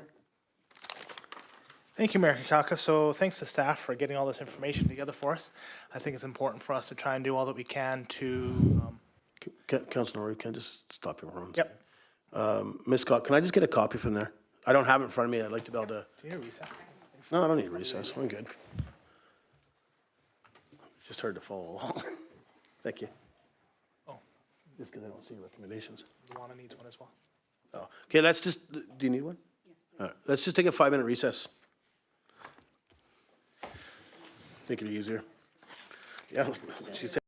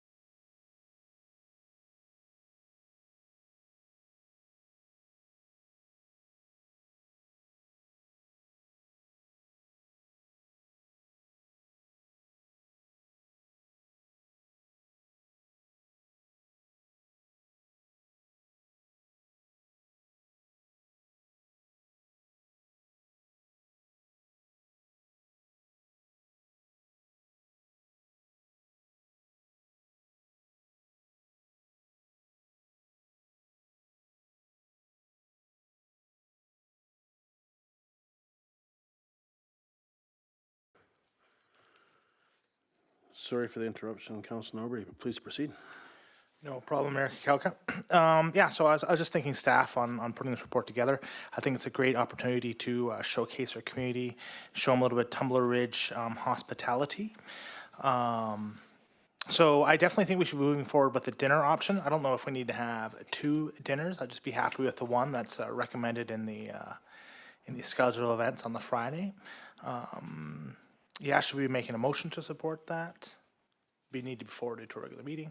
It'll have to be forwarded to the next regular meeting, but we make the motion here and then it'll get forwarded for final approval just because we can't do it here at PMP. Thank you, Mayor Kalka. So I'd like to make the recommendation that we support a dinner option for the 2020 medical students to the amount that is recommended in the report. Okay, seconder. Councilor Julik, discussion? Later. Councilor Julik. I like the idea of the Tumbler Ridge Museum tour. I know at one of the other health conferences. Motion on the floor. We've got the one motion on the floor. We'll deal with that and then we'll Okay, do the other ones. okay. So we got I the- just got- thought we were still working on the. No, it's got a motion in good. regards to dinner option. Okay. And then we can go down, for sure. My apologies, but. Okay, any other discussion? Okay, gonna call the question, all in favor? Carried. Councilor Noxena. Thank you. I like the options of a tour of the Tumbler Ridge Museum and perhaps some community packages, because that gives people, one, the option to see something that they might be really into, and two, some stuff to take home so that they might have a visitor guide on their coffee table and be able to talk about our great community and what we have to offer here. I'm also thinking in the community package, we could have things like what hikes are available, the mountain bike trails if they would like to access them, what our rec center has to offer, just things that they might not associate with a small, rural, remote town, and really just showcase what the best of Tumbler Ridge is. Councilor Julik? Yeah, I would hope that the museum would have the capacity to do a tour. I know at a previous Docs and Dinos, one of the things they did with the residents that were there was they were able to go into the back and look at some of the things that they wouldn't necessarily see in the museum if they just went in there on their own.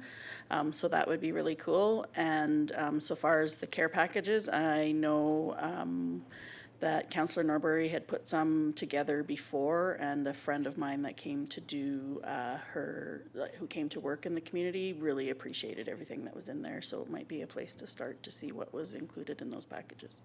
Thank you. Councilor Norbury? Thank you, Mayor Kalka. I agree with both my previous councillors' comments about the tour of the museum. I know we've taken a doctor to the museum once. They had a really great time. I think they really enjoyed the personal aspect of it. They were able to go in after hours. They had the curator of the museum there, I don't think curator is a name for Miss Conlon. Miss Conlon was there, gave him a tour. I really, really appreciated that, right? It's very, very intellectually stimulating. My only comment would be, moving on from those, would be, like, proposed schedule would be like, if we look, we're doing our activities at 4 and dinner at 5. My only comments to that would be perhaps we should be moving the dinner to 6. The reason why I say that is if we're gonna do a hike, say one of the best hikes that's nearby, that's close, would be Quality Falls. It's about an hour and a half. Not saying that's what they have to do, but even the Tierra Point Trail, that's 3.5 kilometers, depending which way you go, could take a little while. My only thoughts would be to push the dinner to 6 so we can accommodate everything. Thanks. Okay. So you want to make an amendment to your motion because you agreed with doing the one dinner and we put that on the floor, and I'm assuming that would have been at the 4 o'clock time. So do we want to state the suppers is for the 6 o'clock? Or you want to wait till the regular meeting? Sure, I can make a motion that we move the dinner on Friday from 5 to 6 p.m. Okay. Seconder, Councilor Noxena, discussion on that? Okay. Going to call the question, all in favor? Carried. Councilor Julik. So then I have a question. If they're meeting us for an activity, that's, am I understanding from Councilor Norbury that we're gonna be doing a hike with them? Councilor Norbury? No, thank you, Mayor Kakaka. We're just giving them the option of the 3 activities.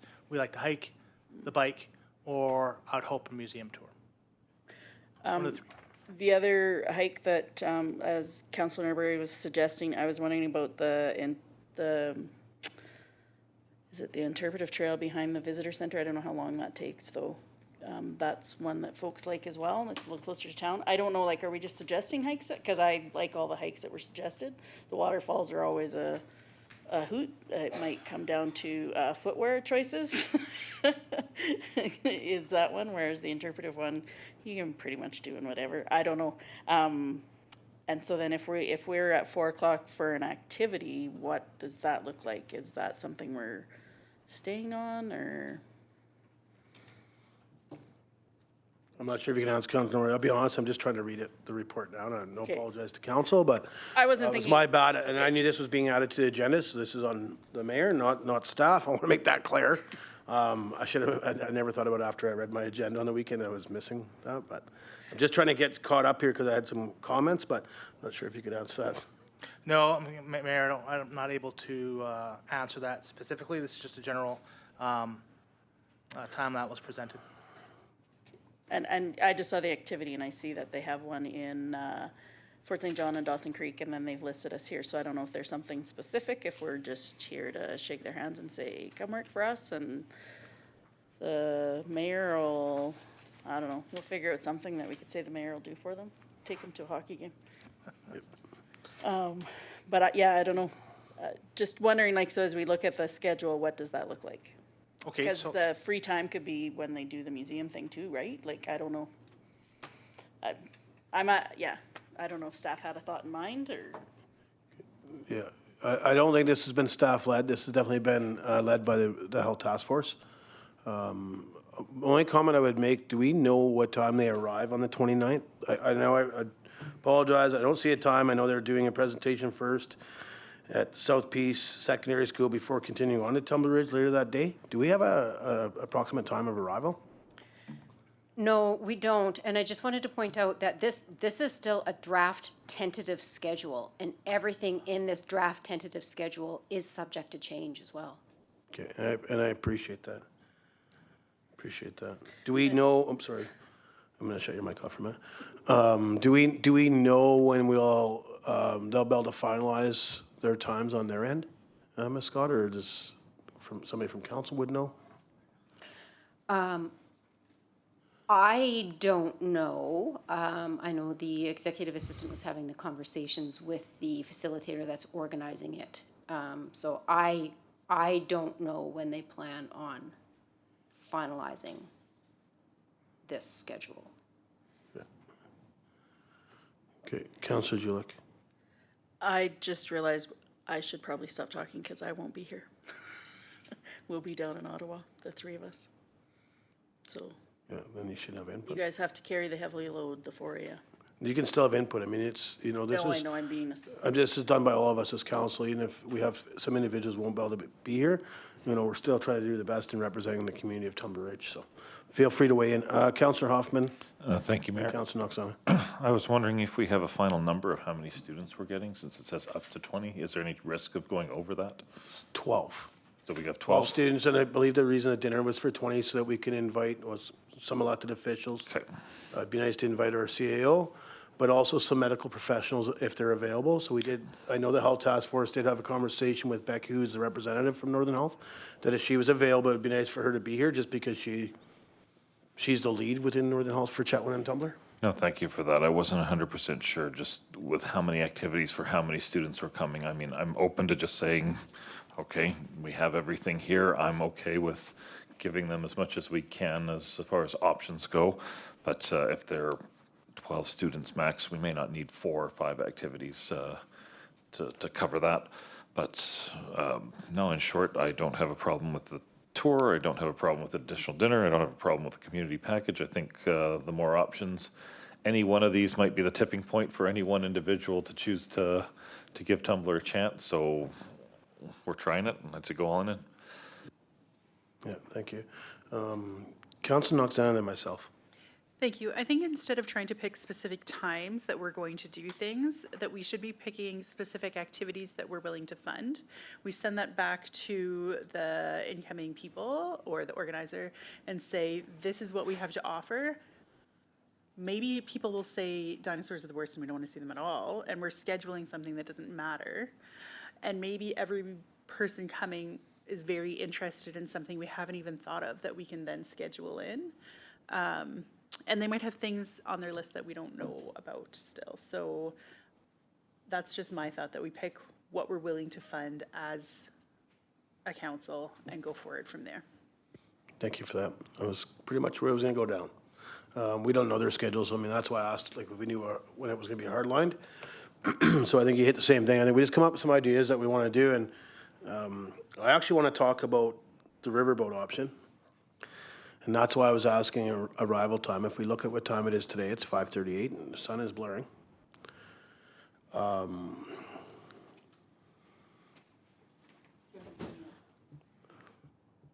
As you're talking about the riverboat option, I will recuse myself as I'm in conflict. Thank you.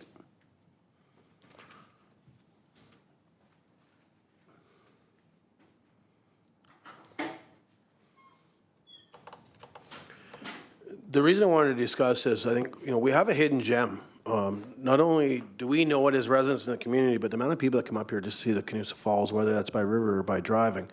And with the main outlook off limits, very tough to have. I mean, there is other outlooks, and Councillor Julich had mentioned that before, but not the primary one. And I think when we're trying to do things out of the box, and I heard this loud and clear at the NCLJ when I talked to healthy communities from Northern Health. And they talked about some of the things that communities are doing, and it's kind of exactly what the Health Task Force has put in front of us today. But to me, when I see that option, yeah, it is a little pricey. I looked at it, I mean, when you talk 12 people, it's $3,000 bucks.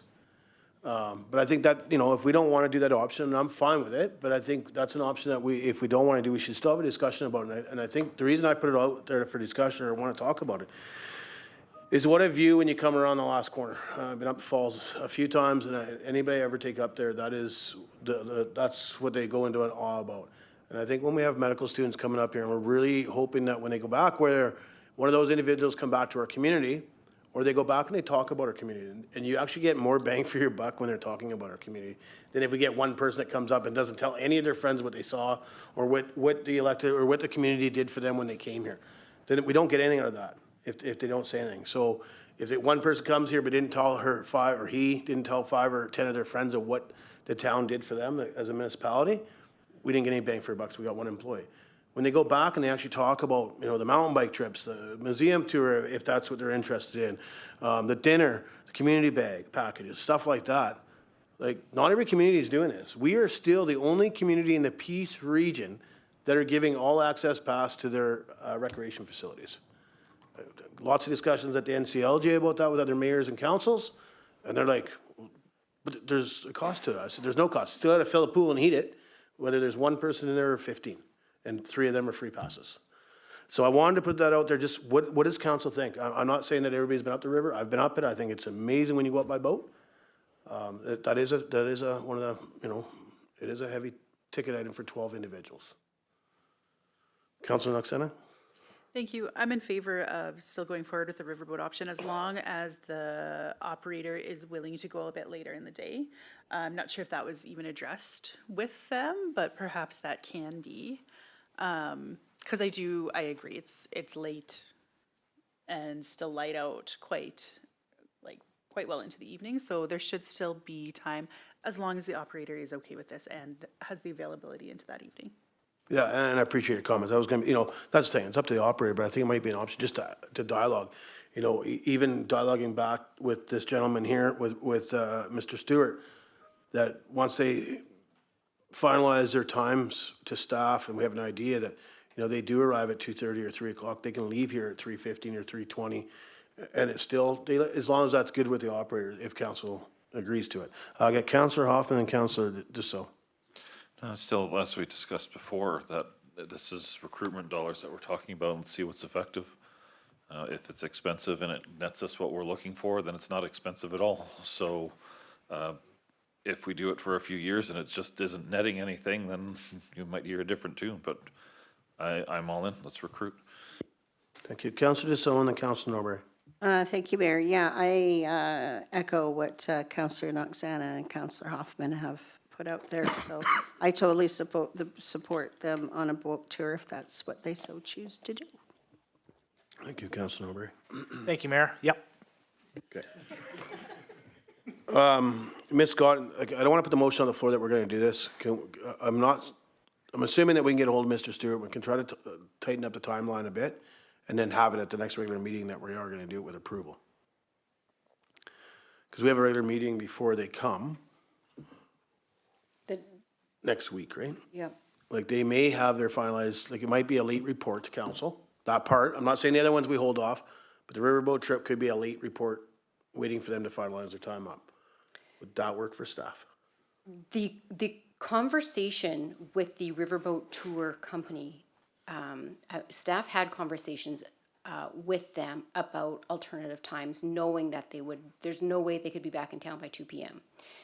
And 2 p.m. is the latest that he offers tours. Latest he leaves? Yes. Okay, fair enough. So it doesn't work. And I appreciate that. We should have asked you first. Should have pushed the button. We're going down the wrong path. Do you want to grab Councillor Julik? Thank you for that.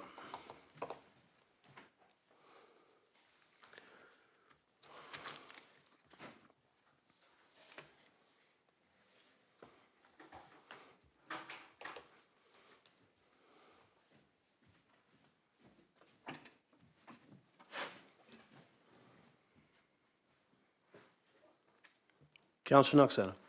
Thank you. I'm going to make a motion that we put forward some money to make community welcome packages and contact the museum to see if we can get a tour for the healthcare professionals coming to town. Okay, seconder. Councillor Dussault, discussion. Ms. Scott is elected officials and we actually have a task force set up. Are they allowed to solicit businesses in regards to maybe getting items from businesses for the bags? Is that it? If it's not staff, it's actually the task force, which would be 2 elected officials. I don't have the answer for that Okay. right now. Okay, and I don't think it needs to be a motion, but would you be able to look that up, see if we would, if that's allowed through the charter or the municipal act? Because I just think that's another opportunity that, you know, maybe some businesses would support it as, you know, it's again, trying to attract and stuff, our medical professionals. Just another add-on to the community packages. And then obviously we've been in chat with the museum because it was one of the tours, number one option tour, and I believe it came from Mr. Stewart that he mentioned it. Is there anything that we can add into that tour at the museum from the task force side, 2 councillors, and anything you can think that could be added to that tour? Councillor Noxana? Thank you. I like the idea of a tour and having, if there's staff available to do it, having access to the back rooms and really showing what is there at the museum. Okay. Any other discussion? Councillor Julik? Yeah, like if Miss Conlon or, I'm trying to, the paleontologist name, but I'm like drawing a blank on his name. And then they also have an education person. So yeah, I think there's lots of different opportunities, but I also think that maybe it wouldn't hurt to have somebody from council on that tour if somebody's available, just to tell the story of the museum as well. Because I think the story part is pretty cool, and I don't know that everybody always gets that. But I suggest that as somebody who's not going to be here, so that's just a thought on mine. Yeah, so I'll reach out, I would think. Ms. Scott?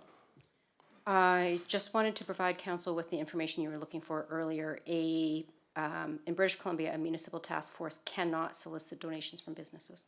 Yep, thank you. So don't do that. No, I appreciate you looking it up. I was just trying to throw it out. Now, if businesses came forward, can they be accepted? Or is that different? Or is it the same thing? And what happens if it wasn't the district that did it? We asked another organization to do the community packages. The task force could not, if a business volunteered and donated, then it would fall under the same. The task force cannot. If another organization was to spearhead, that was outside of the scope of what is the district,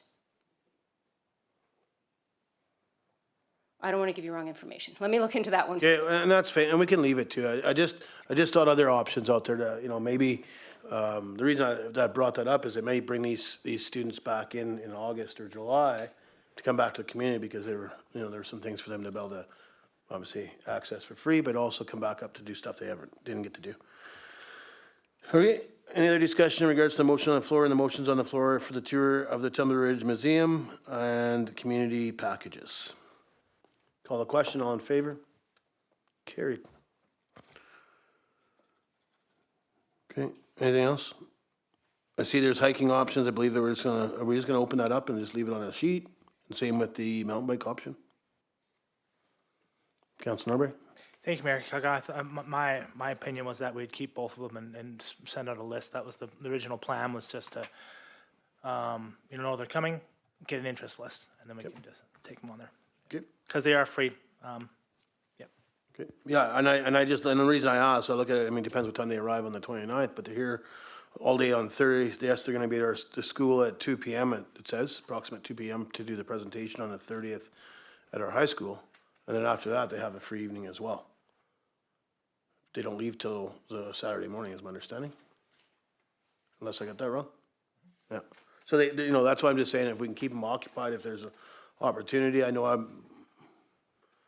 think, am I in town? I think I'm in town, so, you know, I can help whoever, work with, if somebody needs help, or if we're just gonna rely on staff to do the list and work with, Mr. Stewart, that's fine too. Again, I thought it was really, really important, for what the Health Task Force has brought forward, having those conversations at the Health Task Force and bringing it forward. But as we hit conferences and stuff like that and access different sessions at these conferences, it is one of the things that they're really keen on is on how communities can attract the individual that maybe hasn't quite decided where they want to land. And it's some of this outreach that to me, the task force has brought forward, Councilor Bray and Councilor Noxana, and the group that sits at that table with you folks. I heard a lot of clear, NCLJ, Prince Rupert, had some great connections with the healthy communities there. They reached out to me personally at the table, and we had some more dialogue about it. But I think it's really, really important that we focus on this, because as we fill up Tumbler Ridge's Health Center for Northern Health, you know, that just leads to us being able to assist filling some facilities within the Peace region if we become full. Councilor Norbury and then Councilor Hoffman. Thank you, Mayor Kaka. I mean, I appreciate your comments, for wanting to keep them busy, but at the same time, I think it's a good idea to let these people have a little bit of time to themselves. I know, like, when, you know, you're working all day, you're doing travel, you get to a destination, and maybe it's nice to have a night off before you have to get up in the morning and go to work at that school again. So that'd be my only thought. Give them Thursday off. My only thought. Yep. Councilor Hoffman, Councilor Noxana. Thank you, Mayor. I was actually thinking of making it optional, just inviting them as a less formal sort of thing to, if they want to join us for dinner on their arrival day, that they're welcome to, but there's no official thing, just super low cash, just if you want, come on down and have a meal. If you're tired, go to your hotel room, it's all good. But no reason not to be in front of them for 2 days instead of 1. But I will make a motion, I'll hear up first. Councilor Noxana. Thank you. Another option is to meet them as they come in with welcome packages that include the schedule for our aquatics facility, our gym.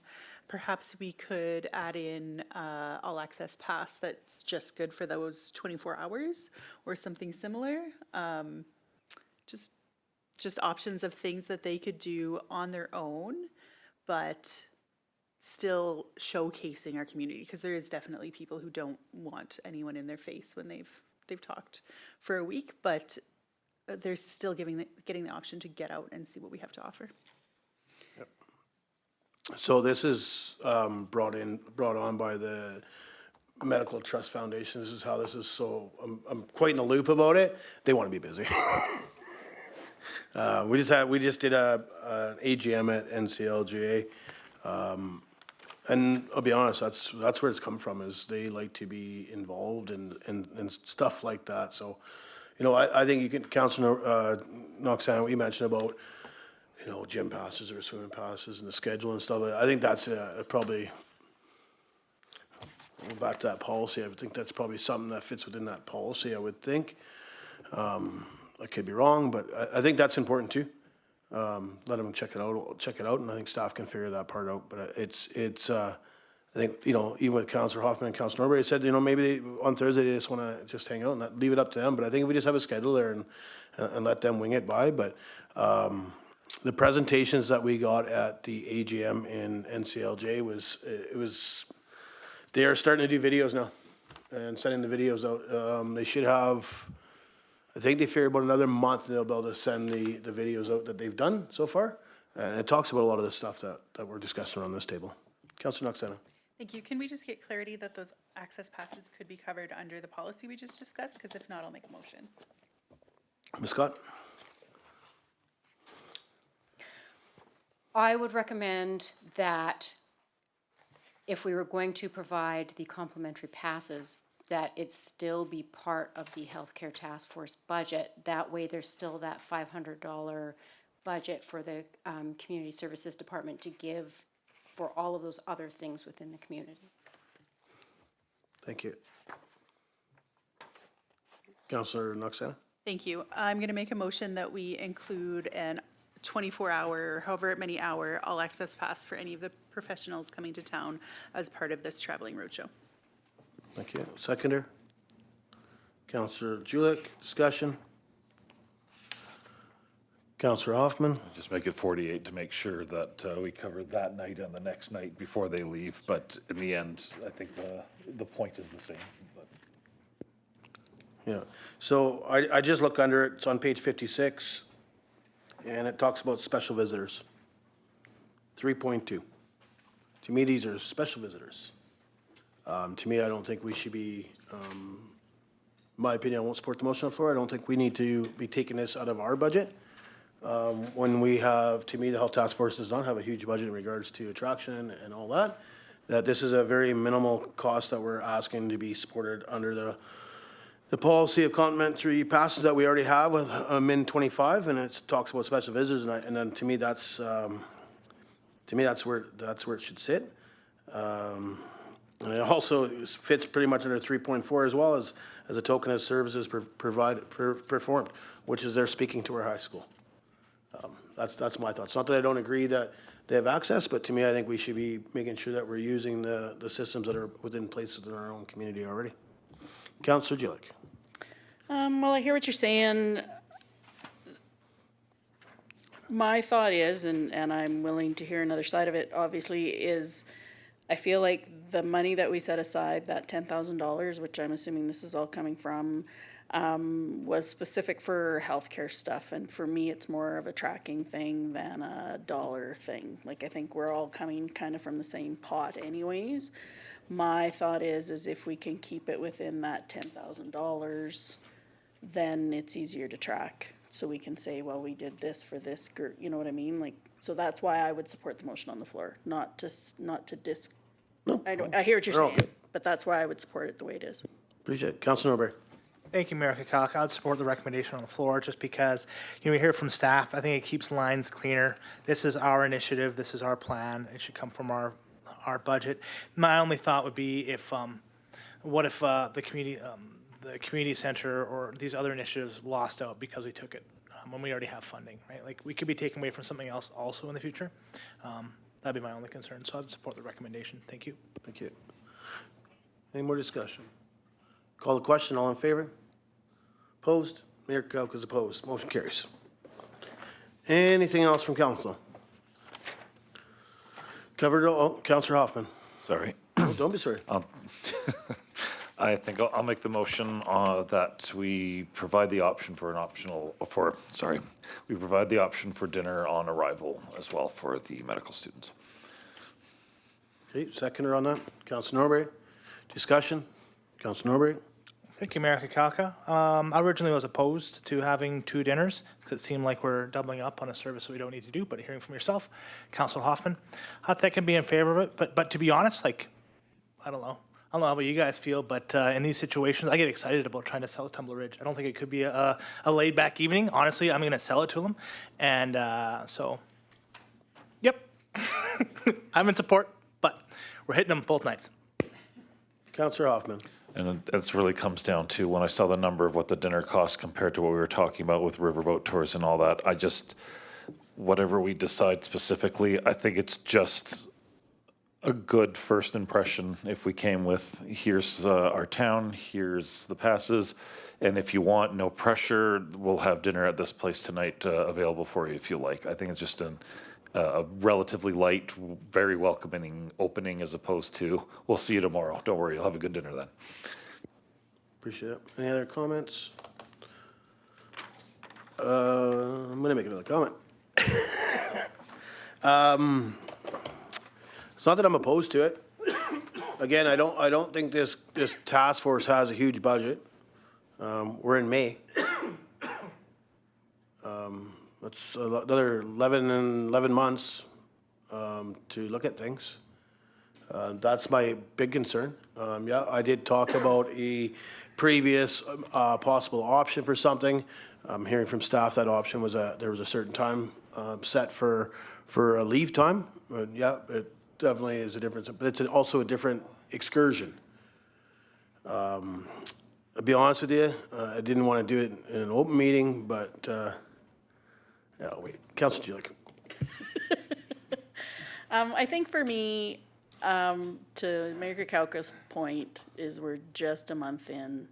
I think one dinner is sufficient in the fact that maybe another dinner is another group of professionals, you know, maybe not somebody that's coming here, but maybe something that pops up,